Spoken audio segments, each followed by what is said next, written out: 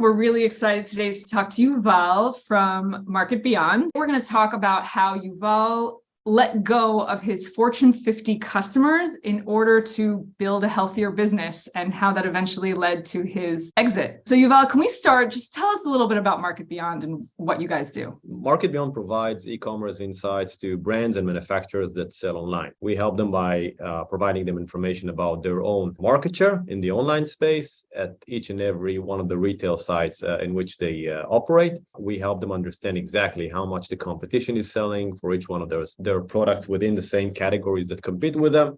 We help them understand how products are priced when there are issues with in stock, out of stock, and other availability issues. We monitor their content and their overall catalog and provide them with ongoing information to help them better optimize their e-commerce shelf. The way we provide this, and this is, I guess, what the magic lies, is in the technology. We've developed an advanced machine learning and an AI mechanism that generate all these accurate sales numbers using publicly available data only. It means that everything that we generate is based on what you and I and pretty much everyone else can see when they visit different product pages and search pages in Amazon, Walmart, Wayfair.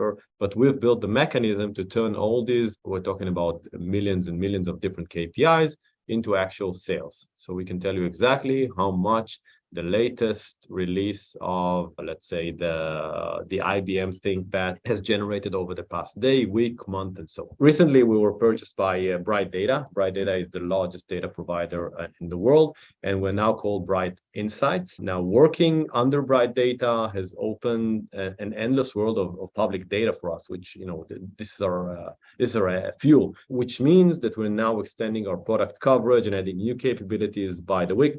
This has been a major step for us to become much bigger and with wider spread. Great. And it makes total sense that Bright Data would find that in Market Beyond. Let's go back to the beginning. You guys were starting out, you were young and figuring it out. How did you end up landing Fortune 50 customers in the first place? And by the way, we're talking about very household names. Our second customer was eBay US, which is pretty overwhelming when we were bootstrapped. So, zero money from the outside, and we already managed to get a six-figure contract with eBay. And this was a big thing for a startup at this age. The way we've reached eBay was through the eBay Israeli innovation arm. We met them in a couple of events, local events, and so on and so forth. We started building relationship, and before we knew it, we were in meetings with them. They immediately understood the potential and what we're doing and how they can scale their online business using that. And it wasn't very long till they signed a six-figure contract with us, and we started working together. I'd say that in the case of eBay, it was a classic move of utilizing the very friendly Israeli ecosystem to get to big names. Needless to say that we were very happy with this first customer, and it really helped us securing our first funding round, showcasing that we have one of the biggest and best customers in the world. eBay were very happy, and they kept increasing their contract. We reached a $1 million a year contract with them. While we were doing that, soon after them came other big names like Facebook for their marketplace, Procter & Gamble, Walmart, and Best Buy. Facebook came through a reference made by Chris Walton from OmniTalk. He's an ex-Target executive. We really liked each other. He really felt that we have something huge, and he was very happy to recommend us to his friend in Facebook Marketplace. The rest of them were pure outbound. They came to closure. I think that all of them came to closure after face-to-face meetings, but we opened the door through cold calls, emails, and phone calls. But I guess that we had a very accurate messaging, and therefore, they responded. I guess it is important to stress that when we performed this outreach, we always added some value to our customers, whether it was in an email or on a phone call, giving them some information about the market, about themselves, so they would be able to see from the very first point of interaction that we are a company that can create value for them even before knowing them. And I think that this also really helped to get the conversation going. As a seed stage or early stage startup, founder, what are some really surprising things you learned about working with customers of that magnitude? I started Market Beyond with some experience working with Fortune 500 companies. So I wasn't a complete stranger to the requirements, to the way of working with these kind of companies. They tend to have very high demands. They're slow to close, but they can pay very well once you provide them with what they need. One of the things, that's also very important is to make sure that you find a champion to promote you internally. When working with such companies, usually you would be exposed to few teams, and each one of them would have different needs, different politics, and you might find someone that wants a competing product within a different team. So finding the one person that really, really likes you and believes in what you're doing, I would say that's essential to selling your product internally to additional teams. Once inside you, and after some good experience with our product, soon there were more and more requirements coming in. We found that between these giants that have signed with us, we were working almost 100% on their needs rather than investing in our roadmap and vision.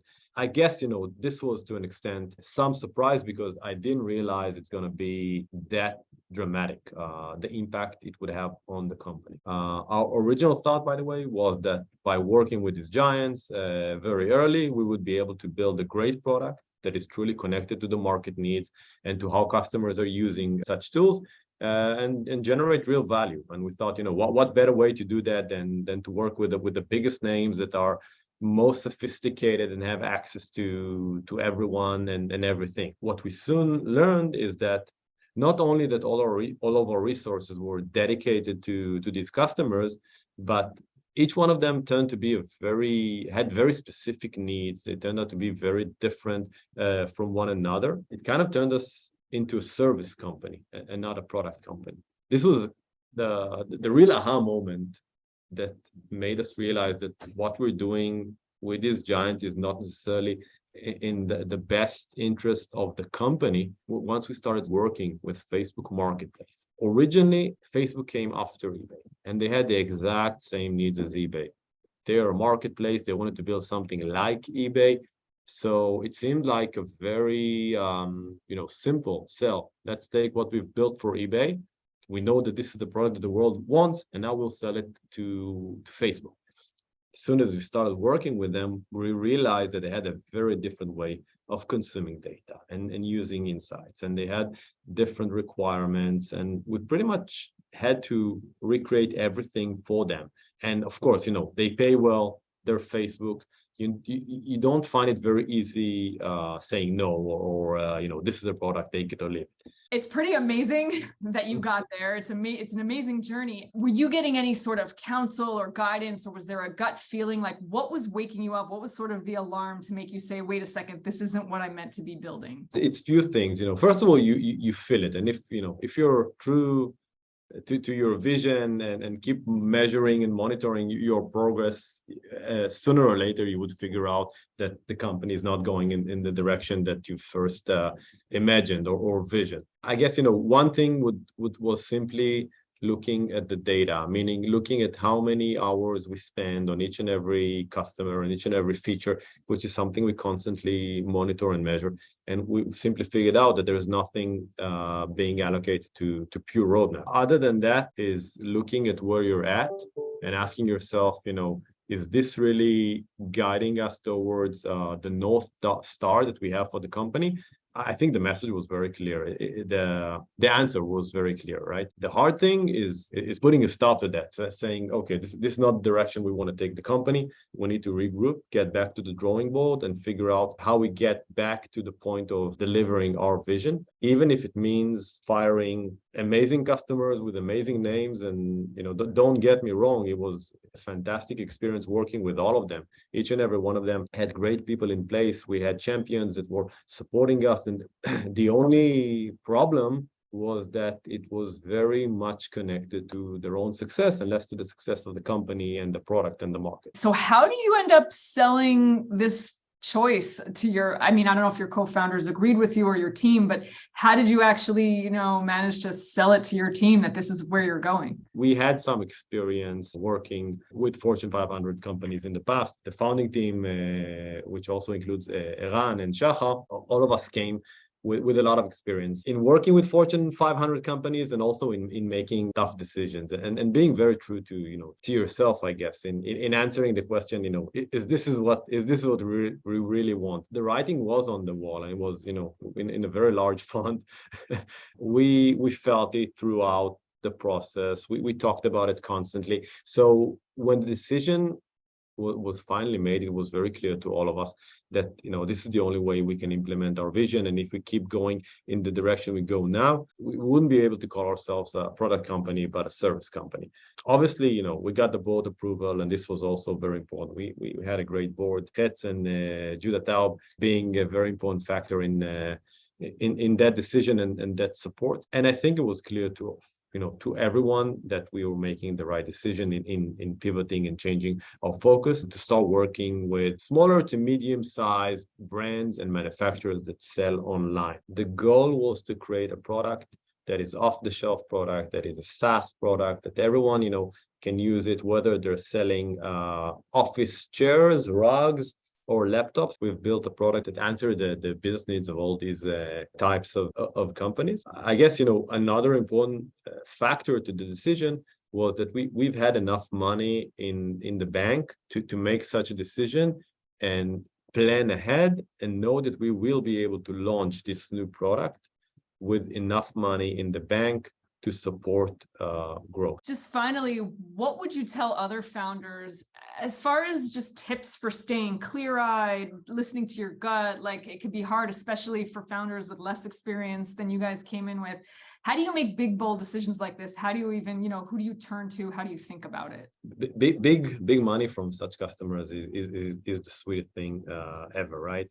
It enables growth. It's equity free, which is the best money you can get. It means that you can build something that companies want to pay for it. And this is the best sign, right, from the market that you're doing something right. Taking all this into account and still deciding that this is not what you want is not easy. Keeping an eye on the long-term vision is crucial. In many cases, it involves saying no. To be able to do that as a founding team, first of all, you need very experienced team members and board around you. Even if the team is less experienced, it is important to have some gray hairs in the board. And if you can rationalize the move of saying no and going in a different direction, I think that people would understand. You start going in the wrong direction. If you keep asking yourself and checking, this is the North Star that we've built, that we've set for the company. Are we still going in the right direction?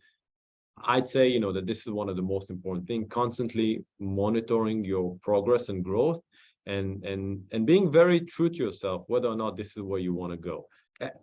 I would argue that $1 million check from, for a company that raised at that point $2.5 million is very tempting. Maybe it is right to take that check, in order to enable growth. However, if it means deviating from what the company needs, you should probably avoid that. After making that move, we went back to the drawing board. We changed our product. We invested many hours in talking to real customers or to the customers that we wanted and make sure that we're building the right product for the market. Once we've launched this new product built for vendors and manufacturers, it took a couple of months to start selling this product. And in less than half a year, we started seeing the sales turning into a hockey stick, and sales became much easier, showing that you do have product market fit. And I think that's also a very important thing to measure. If sales are really hard, then it might be the case that you're not building the right things. When you have product market fit, sales become easy to an extent that you figure out, okay, we have something that people want to buy, and we don't need to, to really convince them hard in order to make a sale, because they simply understand how it can create value for them. Constantly asking that question and monitoring your sales process is also a very good indicator of whether or not you're moving in the right direction. Eventually, by the way, this success with customers led to a great exit for us. I guess we have done something right after all, because it led to this point. I would definitely say you guys did something right. In any sort of epic adventure story, the hero kind of has to like pivot and figure it out. And I think that Market Beyond is a great example of that. So thank you very much for sharing that with us.